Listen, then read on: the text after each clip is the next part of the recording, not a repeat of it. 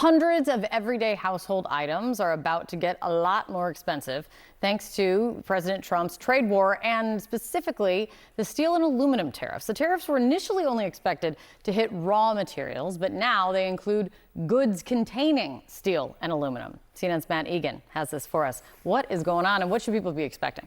Well, Kate, this is a big deal, right? Even as inflation is heating up, the Trump administration is quietly making it even more expensive to import hundreds of items that all of us would see on store shelves. So this is a major expansion of those 50% steel and aluminum tariffs. Previously, those tariffs shielded items that just simply contained steel and aluminum.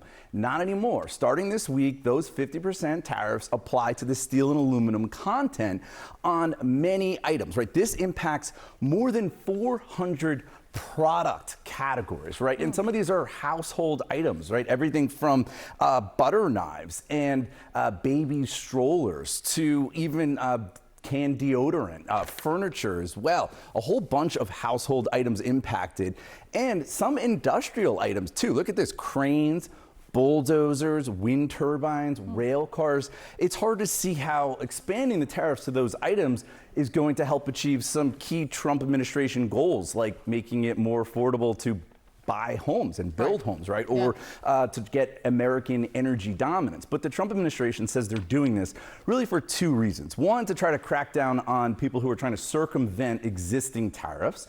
And the other reason here is they say they're trying to revive the steel and aluminum industries. But analysts, they do warn that this is just going to add even more inflationary pressure at a time that, yes, we are seeing inflation heat up, especially at the wholesale item level. And we're also seeing that people are very much frustrated with the cost of living. Now, the Trump administration has argued that foreign countries will eat the tariffs, right? They're going to slash their prices just to try to maintain market share in the U.S. But we're not seeing evidence of that. At all? It's not. What you would expect to see would be import prices, which are measured before tariffs, to come down. But look at this. We're seeing the exact opposite. In July, import prices went up by a larger than expected amount, suggesting that foreign countries are not eating the tariffs. That's why analysts are increasingly confident that it's really U.S. consumers that are shouldering the cost here, as well as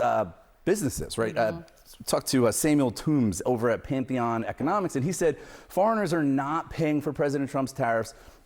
That leaves U.S. consumers and businesses shouldering nearly all of the additional costs. So look, if they're shouldering the costs, if you're looking at businesses, that might mean they're going to hire fewer workers, or they're going to possibly pass along the cost to all of us as consumers. Either way, there is a price.